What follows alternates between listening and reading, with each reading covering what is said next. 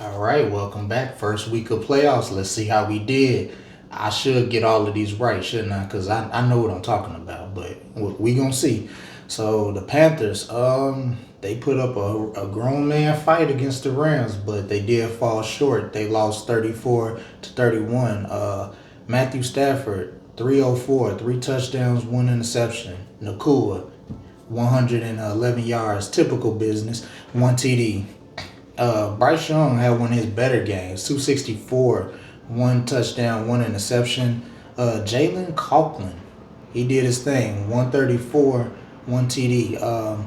Carolina, they started off with no energy. They was down 14-0, but they did come back and they actually took the lead 24 to 20 later in the game. And the Rams, they were able to win on a Parkinson touchdown with 38 seconds left. So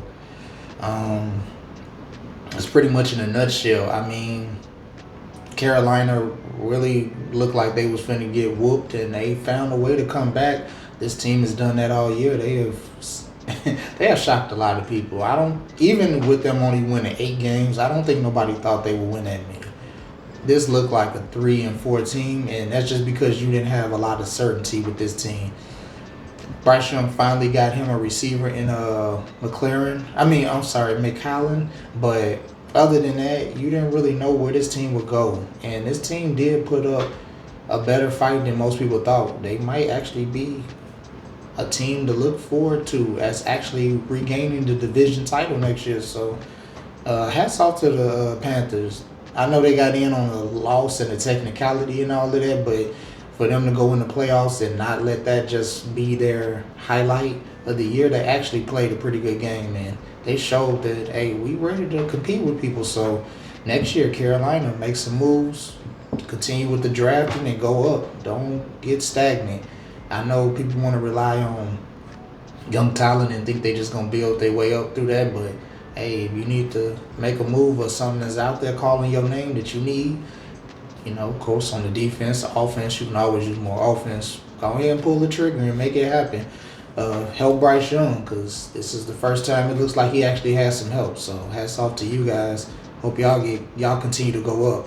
The Rams, I guess this is just a tough team for them to beat because they had this problem with the Panthers before. I don't know if it's them taking their foot off the gas or they just don't really know what to do with this type of offense. And considering that the Rams are considered more of a Super Bowl caliber team, you don't want to get nervous, but you kind of question what is the struggle with a team like the Panthers. Maybe it's just a young, resilient team, but who knows? We'll see who the we'll see who the Rams play in a few seconds, because we're going to talk about that game. So these Bears. Bears looked like they had nothing left. They was getting spanked 21-3 by the Packers.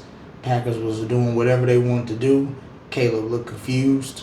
And Cubs released that they signed Alex Bregman to a 5-year deal, and then things changed for them. So y'all need to thank Alex. Welcome him to the city with open arms. Buy him, some food or whatever, deep dish pizza, whatever the man asked for. Go ahead and help him, because once that news was released, Green Bay forgot how to play football. I don't know what happened. The Bears come back from 18 points down to win 31-27. Jordan Love, he had a great day actually. 323, 4 touchdowns. Dobbs, 124, 1 touchdown. He said, I would not be the reason we lose today. But it wasn't enough. Caleb, 361, 2 touchdowns, had 2 interceptions. And Loveland had his welcome to the playoff moment. 137 yards. The problem in this game, both QBs only sacked 1 time. So it wasn't really no pressure on either side. Green Bay had control of this game early. Whatever Matt LaFleur was calling, it was working. And after halftime, they slowly but surely they went to sleep, and the Bears just kept creeping in. And the thing about this team is you're going to have to kill them. You really have to kill the Bears. You can't let them hang around or think they got any kind of momentum, because if they feed off of that, especially in their home crowd, which we seen in the last game against the Packers. When that home crowd is into it and they feel like they got a little bit of hope in that game, they're gonna push forward towards that. And unfortunately, Green Bay, there's really not much to say. You pretty much just gave this game away, but you gave the last game to the Bears away. So you kind of went into the playoffs on a losing streak. What looked like a promising season, you went all the way backwards. I know injuries you can't overcome. So you can only overcome so many injuries. But bright hope for this. Jordan Love did not lose you the game. I know a lot of people was worried about him coming back after injury and just period. Just if he can be that guy that you need to be going forward. But 323, 4 touchdowns. I mean, what more do you want from the man? I mean, he did what he needed to do. When the Bears came back, he did lead them down the field to score. And McKinnon, didn't actually help. He missed extra points. He missed field goals. Not trying to attack the kicker, but, I mean, you do got one job. I mean, that's what they asked for you. They need that from you. That's how you keep your job. That's just what it is. One kick. These kicks is ruining people. We've seen it. Anybody watch football long enough, you know what one kick can ruin you. We just seen Baltimore take an L from this. So, kickers, we need more of you. Matt LaFleur, we don't know what's going to be the future for this man. We don't know if they're going to keep him or not. I don't think it's enough for you to fire him. I mean, 5 years he's made the playoffs. You can't help Parsons and Kraft, who was having a career season. You can't help these guys getting hurt. In and out of the rotation with the receivers. Watson came back later in the year from an ACL. Reed was out for like 8 weeks. You really can't judge this season. Because even after all of that, you're only 2 games behind in the win column behind the Bears, who won the division. You still won 9 games. And I think you need to just take that and build off of that. Hopefully everybody gets back healthy. And next time you get in a situation where you're up 21-3, you keep your foot on the gas. That would be the best thing to do. But we'll see. Going forward, we're gonna talk about so the Rams and the Bears will meet each other. Cold weather situations. I don't think that means anything, but the Bears fans do. They're gonna play on Sunday. So Rams, this is another young team that does not quit. You're gonna have to play for real. And the Bears, you probably don't want to get down 21-3 with this team because they top in the league in scoring. So you might want to make sure that you staying with them neck and neck. So we'll see how that game goes. We'll talk more about that in another video. So Bills and Jags had them a battle in Jacksonville. Josh Allen said, I ain't got to play in cold weather. I'm finna do what I got to do. So, Trevor Lawrence, he did have 207, 3 touchdowns, 2 interceptions. Washington, 107 on the yards, 1 touchdown, but it wasn't enough. Allen, 273, 1 touchdown, 2 rushing touchdowns, including the game-winning touchdown that put them ahead 27-24. And Allen had a chance to come back late in the game, but got tipped off of Jacoby Myers' hands, went into Cole Bishop's hands, and that was an interception, and that was game. That's pretty much it.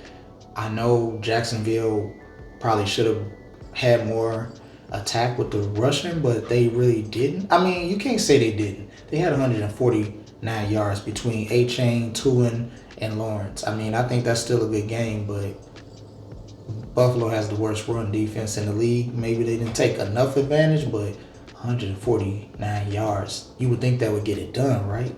I guess not. Allen just did Superman role today. That's all. He just went into Superman mode, did what he always had to do. Said, I'm just going to carry this team to a victory. He made all the right throws, all the right plays. I mean, that's just usually what he does. That's why he is who he is. So, Lawrence, he just couldn't overcome that. Jacksonville, they another team who thought they would win 13 games this year, but they did. Nobody had them high on the list, but it's hope for them down there. So hopefully, Lawrence has been to the playoffs before, and then he had some years where he wasn't there. He wasn't even close. So hopefully they build off of this. This is not a we went forward and we take a step back type of year. A-Chain is a free agent. Maybe he'll be replaced. Maybe he'll be back. I don't think that'll be a problem. Devin Lloyd, 81 tackles. Linebacker, he's also free agent. But other than that, you don't have no big acquisitions that you have to replace. And I think those guys, you can just bring them back, maybe improve. You will get Travis Hunter back. You're going to see what you're going to do with him on the cornerback or receiver side. But it's hope for Jacksonville. Who would have thought that? And you reporters, real quick. The reporter lady that, I don't know her name, she gave some encouraging words to the head coach, telling him to keep his head up. And you guys saying that that's not our job to be motivational coaches and all of that. I mean, how low class are you? It doesn't really take that much just to give him a few words of encouragement. I don't think she was doing it for clicks and views, because we don't even know her name. She just said that keep your head up. I mean, you don't have to attack the coaches. It's not your job maybe to boost their ego, but it's not your job to attack them either. It's not that deep. It's just sports. You enjoy, you watch, you laugh, talk a little trash, and then you move on. You don't have to sit there and give this man the blues. He knows what he did wrong. He knows why he lost. So, I mean, her saying encouraging words, it was actually refreshing, instead of them silly questions that you ask over and over and over and over and over again. What you gonna do next year? I just ended the season. I don't know what I'm gonna do next year. Let me go home and go take a nap and go to sleep. You know what I'm saying? Let me go home and sleep the day off, and then maybe I'll start again. Like, some of these questions are repetitive, and her putting that in there just gave a little different light. Hopefully more people do it, but I mean, who am I? I don't know. I just do videos on YouTube. But yeah, the Bills will be moving on to play Denver. Yes, they are. They are headed that way because your peoples. Well, we're going to talk about that in a minute. But yeah, Buffalo, you're the lowest seed left. So you will be heading to Denver. That is your mission. And considering that you are Josh Allen, you are going to be favored in that game. Josh Allen, I think the Bills are going to be favored in any playoff game. So even though Denver is the number one seed, they still looking at you because you're the best quarterback in this playoffs. Probably not this year, but overall, stat-wise, career, best quarterback in this playoffs. So you know what you got to do in Denver. Oh, boy. You 49ers. 49ers and the Eagles meet again, and the 49ers take care of the Eagles 23-19. And it's more disappointing for the Eagles because you are fully staffed. You are not missing not one key person.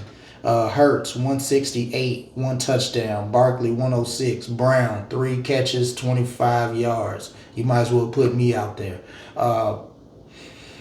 If you're not going to throw him the ball, it's crazy. But Purdy, 262. 2 touchdowns, 2 interceptions. Not the best game, but he did make the plays he needed to. Dewan Jennings, 29 yards on the touchdown throw.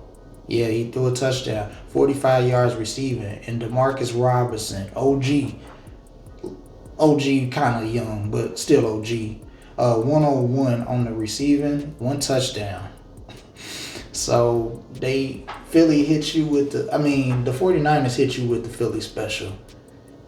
29-yard pass to McCaffrey, and truthfully be told, before that, the Eagles looked like they had no life left. They looked like they was dead in the water. Unfortunately, George Kittle, he tore his ACL in this game. But this team has dealt with a lot of injuries, and they keep going. And it just shows you the type of players and the type of coaching staff they got over there in San Francisco. They is not to be denied. If you're going to put them out, you're going to have to put them out. They is not going to lay down for anybody.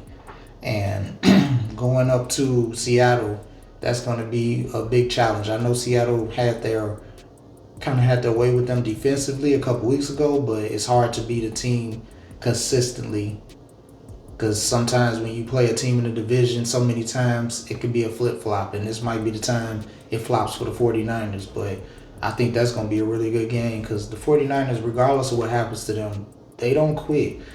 Purdy and McCaffrey, they keep going. And Shanahan, he's running the ship, so they don't look like they're gonna go down easy. So Seattle, you have to come with it. Oh, Eagles. Um, it's a lot of dysfunction with the team, unfortunately. AJ Brown and Sirianni, the coach, had to be broken up on the sidelines. Big Dom had to break them up. Somebody paid Big Dom extra pay, because I don't know if that's in his job title to be breaking up coaches and players. But Big Dom, he's a blessing to the city and the organization of football. So we thankful for you. Anytime we get to see Big Dom, we thankful for that. We would wish it was in better situations, not him breaking up these players. But I understand AJ Brown. 3 catches is not enough, but I think this is the reason why he ended up leaving Tennessee, because he wasn't getting the ball enough. He's going from 1,400 back-to-back seasons to 1,000, and the ball is just not getting to his hands. It's not getting to anybody's hands, really. Hurts, 168 in the playoff game, not enough. It's like Hurts is efficient, but the playoff, you looking for more yardage, the 250 and up type of deal. Barkley, 106. He hasn't looked like Barkley from last year, but of course he's not going to. You run for 2,000 yards, you're probably going to have a decline the next year, because there's nowhere to go but down. That's a lot of wear and tear to keep up. So, of course, it's not going to look the same as it did last year. He didn't have a bad year, but 2,000 yards, that's not something somebody does every year. So we knew Barkley wasn't going to be what he was last year. So you would think that the passing offense would have went up, but it did not. It stayed stagnant all year. I thought the Eagles were playing dead. I thought they were just coasting through the year, saving themselves for the playoffs, but I guess they still saving themselves, because there was no offense in this one either. It's sad, because it's a much better team than what they display. Even though they didn't put their full offensive skill forward, they still was able to win the division and win 11 games. So I think you probably going to have to make some adjustments on offense. Looking at you, offensive coordinator, I'm not going to say your name. Please don't attack this man's house with eggs. spare him this time. But I think you do need a change in offensive coordinators. You have had multiple offensive coordinators come and get jobs and come and go, but this year didn't seem to work, and the offense just looked sleepy. And hopefully somebody gets a fire under them. I don't think the coach is going to get fired at all. I think they're just going to have to regroup and see where they're at. I mean, maybe it was just a down year. You win the Super Bowl and then you go backwards.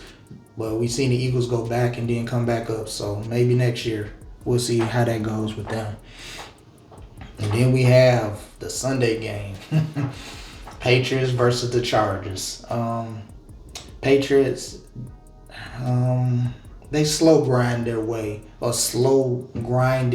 the Chargers to a 16-3 win. Herbert had only 159 on the pass and 57 rushing yards, sacked 6 times. Drake May had 268, 1 touchdown, 1 interception, a fumble loss, and he was sacked 5 times. But the difference in this was they couldn't find any protection for Herbert at any key time in the game. And even though that defense was giving it all they had in those key moments when they needed to stop, they could not get it. Stevenson, 53 rushing, 75 on the receiving. And it was just a play calling, I think. I think the Patriots found a way to move the ball. Josh McDaniels, this is what he does. He's been there for so long, through a lot of Super Bowls, so he knows in key situations what to do, especially against great defenses like the Chargers have. They gave it all they have. I mean, 16 points.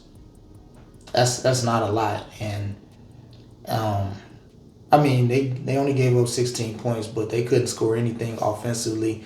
And I think because McDaniels was able to call the right plays, and Drake he made the right plays at the right time on his part to keep this offense going, keep them on the field, and just wear that defense out. I mean, they didn't have nothing left by the end of the game. It only took so much work, but unfortunately for the Chargers, they did not charge. This was a team that was hurt a lot. You losing two All-Pro tackles really doesn't help your team at all. Justin Herbert playing with a broken hand. And on top of that, the Chargers, they need a true wide receiver, true number one. Johnston, McCauley, I mean, those are good guys. Keenan Allen is always there. He's old faithful, but you need a true dominant number one receiver. You're probably going to have to do something with the running game as well. I mean, you got a good committee, but you might need a true number one running back. You hope that your offensive line recovers because it can't get no worse than this. But other than that, I can't see anything else being done with the Chargers. You probably going to have to do something with the play calling. We know Red Groman is a run-heavy offense, but he doesn't have the guys that he usually had in San Francisco and Baltimore to do that here in L.A. So his offense does not look efficient enough. I think Herbert has overcome that, but with a broken hand and two left tackles missing, it's only so much you could do with an offense. And I mean, Williams and Clavon, those guys went to work on him, and that was pretty much the end of him. But hopefully the Chargers get the weapons they need. They get more explosive on offense, and then we'll see. So the Patriots, your reward is to play whoever was left after the Steelers and the Texans game, which we are going to get into right now. So the Steelers, they was running full speed against the Ravens. They was full power, and then they ran out of gas this week against the Texans. They lose 31-6. Rodgers, 160 on the passing side of the game. No touchdowns. Only 6 points. Crazy for the Steelers. But yeah, C.J. Stroud, 250 on the passing, 1 touchdown, 1 interception, 2 random fumble loss. Random fumbles. He had struggles holding on to the ball. I don't know what that was about. Maybe it was him in the center. They was having issues, but that's not like of him. Hopefully he cleans that up. Christian Kirk had a breakout game, 144, 1 touchdown. Unfortunately, in his breakout game, Nico Collins left with a concussion. Prayers up to him. But the really star of this game was the defense. This Texan defense, they ran wild. I mean, they loaded up on sacks. They put pressure on Rodgers. We had pick six. We had fumble recoveries. I mean, Rodgers couldn't move at all. I mean, he was falling into sacks because his offensive line was getting pushed back against him, and there was nothing he could do. So that was the end of that. That's a sad note because this might be the last time we see the great Aaron Rodgers. I wanted to see him ball one more time. We got to see a little bit of that this year. Hopefully, I don't know where he would go from here because there's nothing else to prove. He's 42. He's done it all. His stats, he's automatic Hall of Fame. We know that. So, I don't know. If you don't feel it, you might as well go ahead and take it when you think it's time to go. And you would hate to see him go out like this, but that's how it goes sometimes. But that doesn't neglect anything he's done in his career. I mean, the Steelers was kind of a one and done, or it looked like it would be. So, hats off to Rodgers. We'll just wait and see whenever he decides he's going to make that decision. Tomlin, we don't know about Tomlin. I mean, he's signed through 28, but we've seen guys that were signed get released this offseason. So, the longest streak of not having a playoff game, 0-7 in the last playoff games. That's not a stat you want to have. No losing seasons, but you haven't won a playoff game in about 10 years. So, I mean, that makes it hard for somebody to decide if they want to keep you or not. I mean, that's a real challenge. But the Steelers, they need to get younger. They got to get faster on both sides of the ball. Just more versatile on offense, but this offense looks stagnant. I mean, even with the initial game plan, it was Rodgers go win us the game. Get the ball out quick. And, I mean, that's cool. But against a defense like the Texans who tackle, those cornerbacks, they come up quick and tackle. So you couldn't really hope for DK or Thielen, some of these guys to break a tackle and, get you some extra yards. It was none of that. That ain't the defense to play that game with. And shout out to Tutu and Shazier. for not falling for the mind games of Rodgers, because he likes to play mind games with you linebackers, and he is usually successful. But you guys held your own. You stayed in your place, and you didn't get out of position, and you didn't let him manipulate you. So that Texans defense, that's a problem. I wouldn't want to see them at all. Patriots, you gonna have to work for real. The offense ended up scoring some points against the Chargers because the defense couldn't have no more. You thought that defense with the Chargers was tough. You got a whole nother level with the Texans. This ain't gonna be an easy playoffs for you, Patriots. You are gonna have to show people that you about that business, and you are getting your test. I ain't gonna lie. People say you had a soft schedule, but in these playoffs you are being tested because these are some real defenses. They come get you and they don't play no games. So even though you're at home, that helps. But Drake May, you're going to have to show people that you're about that MVP life, which you probably already have received. We just don't know it yet. But yeah, you have to show people that this is your time because these defenses not playing. And CJ Stroud, you have to clean up some of them fumbles, some of them interceptions. Either throw that boy away or, go ahead and take off. We know you're not the best runner. That's not what you like to do, but sometimes you might have to go ahead and run for a few yards and get out of bounds and slide, But not those interceptions, not those fumble recoveries, because this game could have been worse, minus some of those. You actually kind of saved the score a little bit, but yeah, so that's pretty much where we at. We're going to have the Patriots versus the Texans. We will have the Rams versus the Bears, and we will have the Bills versus the Broncos. And also we have the 49ers versus Seahawks. So what did we learn? We learned that when you play young teams that only won 8 games, you got to be for real. We learned that you can have a 21 to 3 lead, but if their baseball team signs a player, you might be in trouble and you could lose that game just as quick as you was up. You can lose, and you can have Josh Allen do all that you need to do, and Josh Allen you trust. He will guide you anytime you need to be guided. The Philly special works against the Philadelphia Eagles. You don't need Purdy to throw touchdowns. You always have a backup quarterback in Jennings. And this team, regardless of injuries, they will survive. The Chargers don't always charge, but I guess you can't charge when you lose, when you have a quarterback playing with a broken hand and 2 offensive linemen missing.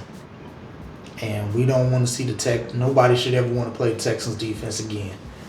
Especially even a mastermind like Rodgers. Nobody should want to play the Texas defense again. You should be nervous about anytime you think you see the Texas on the schedule, you should be nervous. So that's all I got for you today.